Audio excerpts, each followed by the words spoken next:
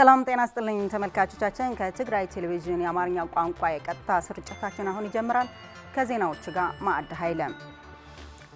በትግራይ የነዳጅ አቅርቦት እጥረት አሁንም መፍትሄ ያላገኘ ጉዳይ ሆኗል ሲል የትግራይ ንግድና ኤክስፖርት ኤጀንሲ ለፌዴራል መንግስት በደብዳቤ ጠየቀም። በትግራይ የነዳጅ አቅርቦት ላለፉት 15 ቀናት በየቀኑ እየቀነሰ በመምጣቱ ምክንያት ህዝቡ ለተለያዩ ማህበረ ኢኮኖሚያዊ ችግሮች እየተጋለጠ እንደሆነ ኤጀንሲው አስታውቋል። ታደሰ ልጃለም በትግራይ የነዳጅ አቅርቦት እጥረት አሁን መፍትሄ ያላገኘ ጉዳይ ሆኗል ሲል የትግራይ ንግድና ኤክስፖርት ኤጀንሲ ለኢፌዴሪ ንግድና ቀጠናዊ ትስስር ሚኒስቴር ለኢፌዴሪ ነዳጅና ኢነርጂ ባለስልጣንና ለኢትዮጵያ ነዳጅ አቅራቢ ድርጅት በደብዳቤ መጠየቁም አስታውቋል። ኤጀንሲ ወደ ትግራይ የሚገባው ነዳጅ ከጊዜ ወደ ጊዜ የመቆራረጥና የመቆም ችግር እያጋጠሙ ስለመጣም እንደ ክልል ለከፍተኛ ችግር ተጋልጠናል ሲል ገልጿል። እንደ ሀገር በየቀኑ የሚገባው የነዳጅ አቅርቦት ባልቀነሰበት ወቅት ወደ ትግራይ የሚላከው ነዳጅ ግን ወደ መቆም የተሸጋገረበት ሁኔታ መኖሩን በመግለጽ የነዳጅ አቅርቦት ስላልተፈታ አሁንም ህዝቡ ወደ ችግር ገብቷል ሲል የትግራይ ንግድና ኤክስፖርት ኤጀንሲ በደብዳቤው አመላክቷል። በ2017 ዓ.ም በጉንበት ወር በትግራይ ወርሃዊ ያስፈልጋል ተብሎ ይላክ ከነበረው 15 ሚሊዮን ሊትር ወደ 5.02 ሚሊዮን ሊትር ወይም 33.5 በመቶ ብቻ የገባ ሲሆን በተያዘው ሰኔ ወር 2017 ዓ.ም በዚህ 15 ቀናት መጠኑ እጅግ በጣም የቀነሰው ወደ 2.09 ሚሊ ሊትር ወይም 27.9 በመቶ ብቻ ነው የተላከው ሲል በደብዳቤው ጠቅሷል። በትግራይ የነዳጅ አቅርቦት ለረጅም ጊዜ እጅጉን የቀነሰ መምጣቱ በደብዳቤው ያመላከተው ኤጀንሲው በተለይም ላለፉት 15 ቀናት ወደ ትግራይ የሚጫን ነዳጅ በየቀኑ እየቀነሰ በመምጣቱ ምክንያት ሰፊ ኢኮኖሚ እንቅስቃሴ ያለበት የእርዳታ ድርጅቶች እህል የሚጭኑበትና የሚጓጓዙበት እንዲሁም ሰፊ ህዝብ ትራንስፖርት የሚታይባቸውና ልዩ ትኩረት ይፈልጋሉ ያልናቸው ከተሞች ሳይቀር እንደ መቀለም፣ ሽረና ማጮ ያሉ ከተሞችም ላለፉት 7 ቀናት ምንም አይነት ነዳጅ ያልገባና ያልተላከላቸው በመሆኑ የህዝቡን ችግር ወደ ተወሳሰበ ደረጃ ተሸጋግሮ ይገኛል ሲል የትግራይ ንግድና ኤክስፖርት ኤጀንሲ ጠይቋል። በክልሉ የመንግስታዊ ተቋማትና የተለያዩ የልማት ስራዎች ቆሞ የቆዩ ሲሆን እህልና መድኃኒት የጫኑ 257 ተሽከርካሪዎች ለተከታታይ 10 ቀናት የቆሙበት የጤናና ሌሎች አደጋ ስጋት አመራር ስራዎች ለማቆም የተገደዱበት ሁኔታ ተፈጥሯል ብሏል። ስለዚህ የነዳጅ አቅርቦት እጅጉን መቀነሱና ትኩረት የሚሹ ሰፋፊ ከተሞች ሳይቀሩ ሙሉ በሙሉ መቆሙ ታውቆ በአፋጣኝ መፍትሄ ካልተበጀለት የትግራይ ህዝብ ወደ ባሰ አደጋ ያመራበት ሁኔታ መሆኑን ተገንዝባችሁ ተቋማቱም አፋጣኝ መፍትሄ እንዲሰጡን ሲሉም ኤጀንሲው ጥሪ አቅርበዋል። በሌሎች የሀገሪቱ ከተሞች ተግባራዊ የሆነው የመኖሪያ ቤት ኪራይ ቁጥጥር አስተዳደር በ2018 ዓ.ም በትግራይም ተግባራዊ ለማድረግ እየተሰራ መሆኑ የከተማና መሰረተ ልማት ሚኒስቴር አስታወቀም።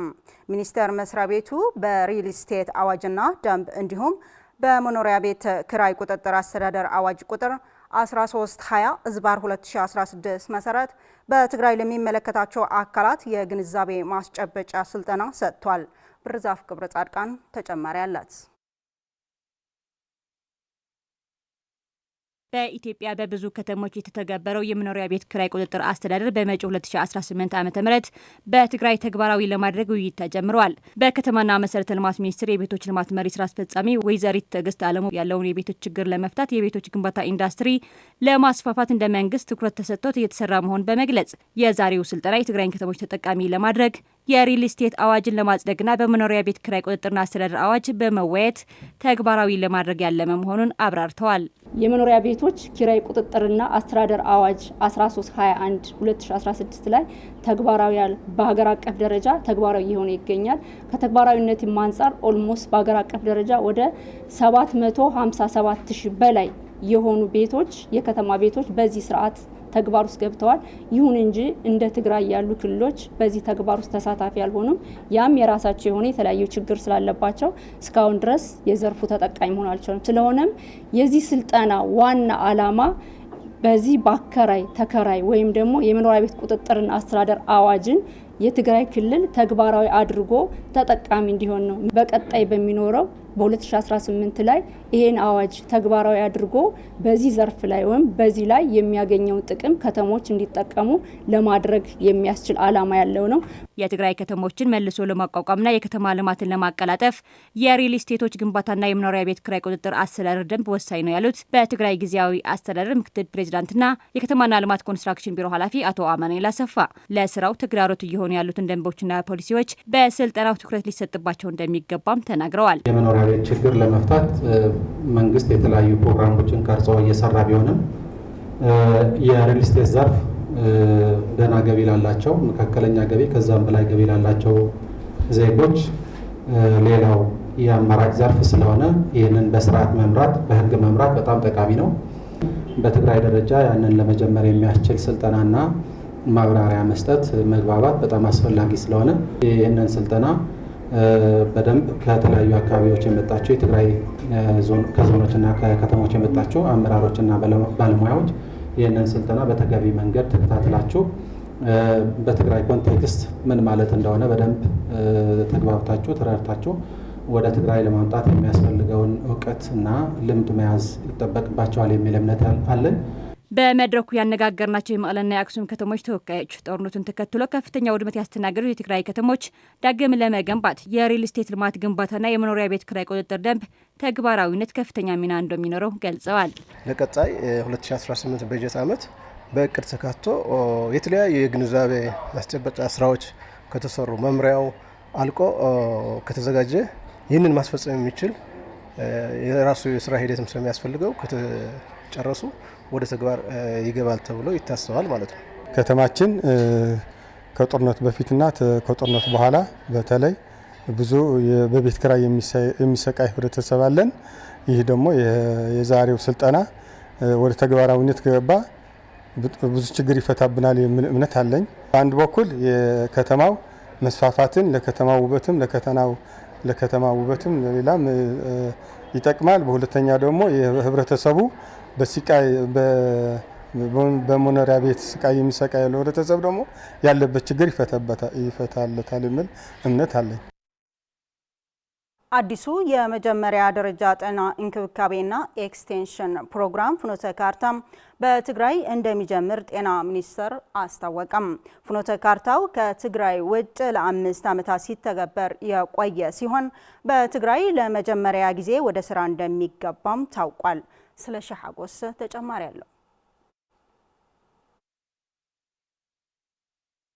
በኢትዮጵያ ለ15 ዓመታት የሚቆይ እቅድ ተነድፎለት ወደ ተግባር ከተገባ 5 ዓመታትን ያስቆጠረ ነገር ግን ትግራይ ላይ በተካሄደው ጦርነት ምክንያት ሳይጀመር የቆየው አዲሱ የመጀመሪያ ደረጃ ጤና ኤክስቴንሽን ፕሮግራም ፍኖተ ካርታም ለቀጣይ 10 ዓመታት በትግራይ እንደሚተገበር ተገልጿል። የትግራይ ጤና እንክብካቤና ኤክስቴንሽን ፍኖተ ካርታ ማብሰሪያ ስነ ስርዓት ላይ የተገኙት የትግራይ ጤና ቢሮ ኃላፊ ዶክተር አማኑኤል ኃይለም ፕሮግራሙ የህብረተሰቡን ጤና መጠበቅ ላይ ከፍተኛ አስተዋጽኦ እንዳለው ገልጸዋል።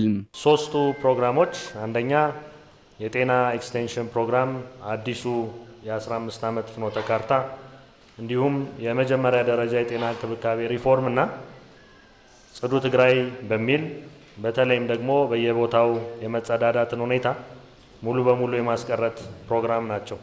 ዋና ዓላማቸው የአንድን ህዝብ ጤና በመጠበቅ ሞትን ማስቀረት እንዲሁም ቋሚ ጉዳቶችን መከላከል በመሆኑ ከሀገር አቅም አንጻርና የህዝብ ፍላጎትን በየጊዜው በጥናት እየፈተሹ ፕሮግራሞችን ማሻሻልና መተግበር እንዳለብን እኛም እናምናለን። የጤና ኤክስቴንሽን ባለሙያዎችን የትምህርት ደረጃ ማሳደግ፣ የጤና ኬላዎችን ደረጃ ማሳደግ፣ የጤና ኬላዎችን በአስፈላጊው የባለሙያዎች ተዋጽኦ ማሟላት፣ በኤሌክትሮኒክ መረጃ አያያዝ መቀየር ወዘተ የፍኖተ ካርታው ዋናዎቹ አካሎች ናቸው። በጤና ሚኒስቴር የማህበረሰብ ተሳትፎና አንደኛ ደረጃ ጤና እንክብካቤ ስራ አስፈጻሚ አቶ እስራኤል አታሮም ደረጃቸውን የጠበቁ በቂ ግብዓት ያሟሉ ጤና ተቋማትን በመገንባት የማህበረሰቡን ፍላጎት ለማሟላት እንደሚሰራ በመግለጽ ታካሚዎች የተሻለ እንክብካቤ እንዲያገኙ የጤና ባለሙያዎችን ተጠቃሚ ማድረግ የሚችል ስራ እንደሚሰራ ያስረዳሉ። አንደኛው የጤና ኬላ መሰረተ ልማቱ ይቀየራል ማለት ነው። የግንባታው ይቀየራል። ግንባታው አሁን ኮሚኒቲያችን ዲማንድ የሚያደርገው በሚመጥን ደረጃ የባለሙያዎችን መኖሪያም ጭምር ያካተተ ሆኖ እንዲገነባ ስታንዳርድ በሀገር አቀፍ ደረጃ የወጣው ያን በተከተለ መንገድ ግንባታ የሚከወን ይሆናል። ሁለተኛ በነባር የነበረው ባለ 3 ክፍል የሆነችው ጤና ኬላችንም መሰረተ ልማቱ ተስተካክሎ አሁንም የባለሙያም መኖሪያ ጭምር ይዘው በተሻለ ደረጃ ሕክምና አገልግሎት መስጠት በሚያስችል ሁኔታ ላይ እንደገና መገንባት አለዚያም ደግሞ መሰረታዊ የሆነ የጥገና ስራ ተሰርቶ እንደገና አገልግሎት መስጠት እንዲጀምር ይደረጋል። በዚሁም ላይ የባለሙያ ስብጥርና ቁጥር ስለሚጨምር ያ ባለሙያ ሊሰራ የሚያስችላቸው ግብዓቶች እንዲሟሉ ይጠበቃል። የሕክምና ተቋማትን ወደ ተሻለ አገልግሎት አሰጣጥ ከፍ ከማድረግ በተጨማሪ በጤና ተቋማት ተደራሽ ያልሆኑ አካባቢዎች ላይ በመሄድ በማዋለድ አገልግሎትና በሌሎች አገልግሎቶች የእናቶችና የህፃናት ሞት ለመቀነስ ፍኖተ ካርታው ከፍተኛ ዓላማው አድርጎ የሚሰራ መሆኑን በጤና ሚኒስቴር የማህበረሰብ ተሳትፎና የጤና ኤክስቴንሽን ባለሙያ አቶ የኋላው ጌታሁን አረጋግጠዋል። ድሮ ከነበረው አገልግሎት የተሻለ አገልግሎት የሚሰጥ ነው። ለምሳሌ የሕክምና አገልግሎት የሚሰጥ ነው። የማዋለድ አገልግሎት ይሰጣል። በዚያ ልክ የሰው ኃይል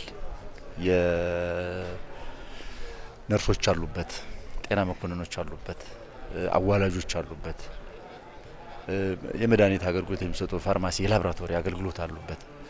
ስለዚህ እንደ ትግራይ ማፕ ሲደረግ በጣም ተደራሽነታቸው አስቸጋሪ የሆኑ ቦታዎችን ማፕ ተደርገው እነዛ ወደ ኮምፕሬሲቭ ሄልዝ ፖስት እንዲያድጉ ተደርገዋል። ስለዚህ እነሱ አድገው የሚያስፈልገው ኢንፍራስትራክቸር የሰው ኃይል ተሟልቶላቸው ስራ ከጀመሩ ትግራይ ላይ ያለውን ችግር ይፈታል ማለት ነው።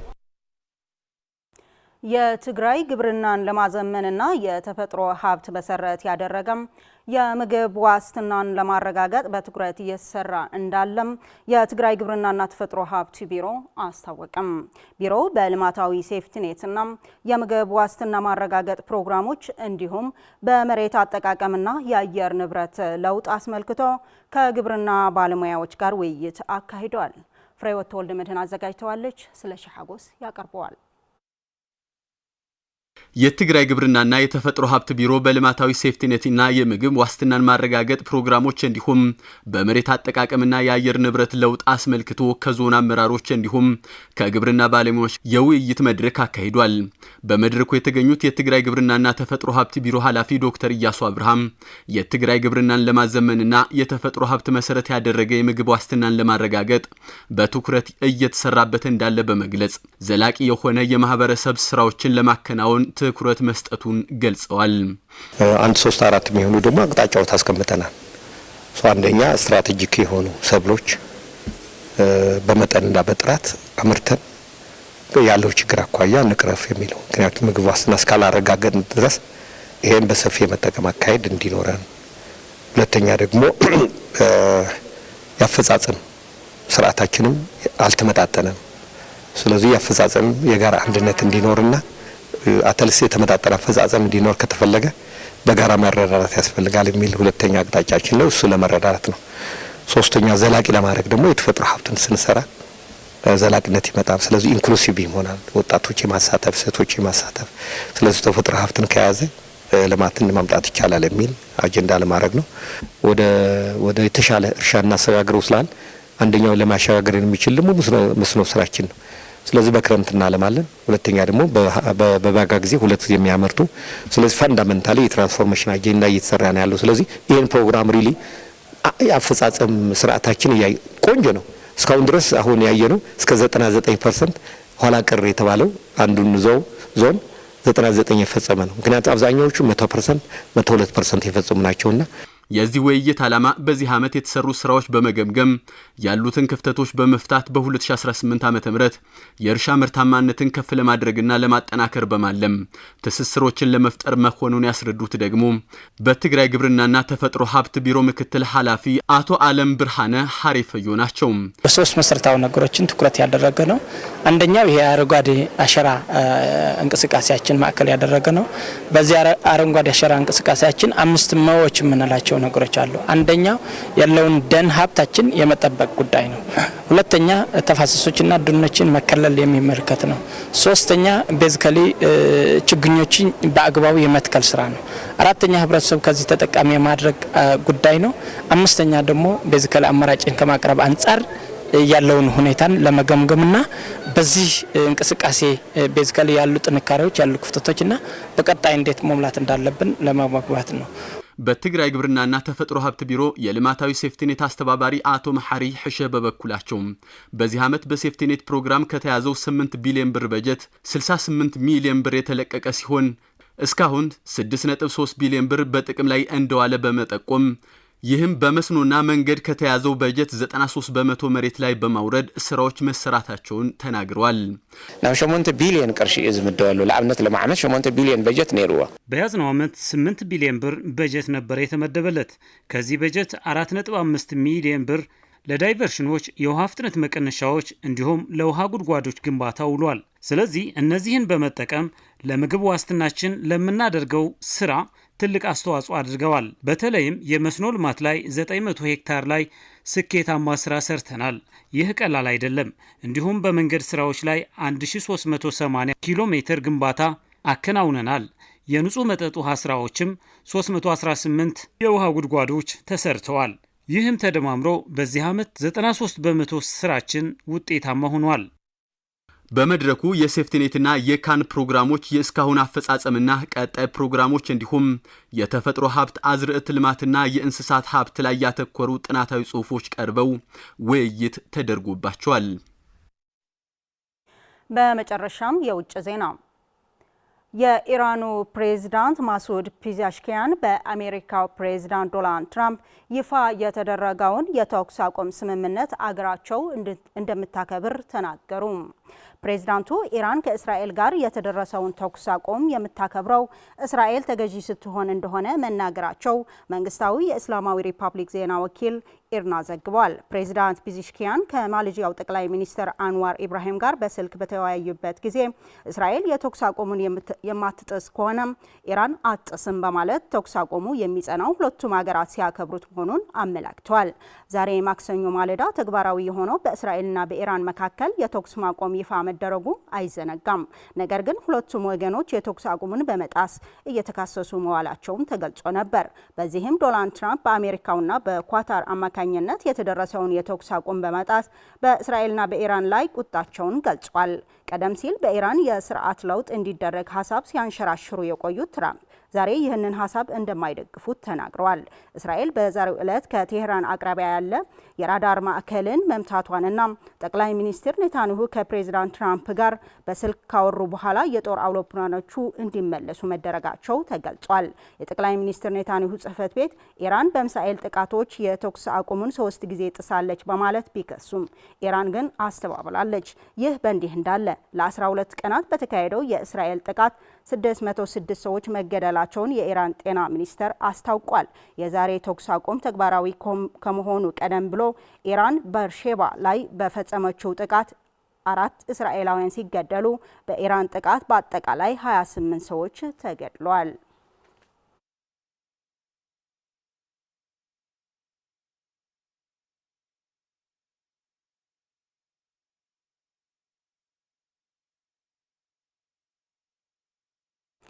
ተመልካቾቻችን ዜናዎቻችን በዚህ አበቁ። በያላችሁበት ሰላም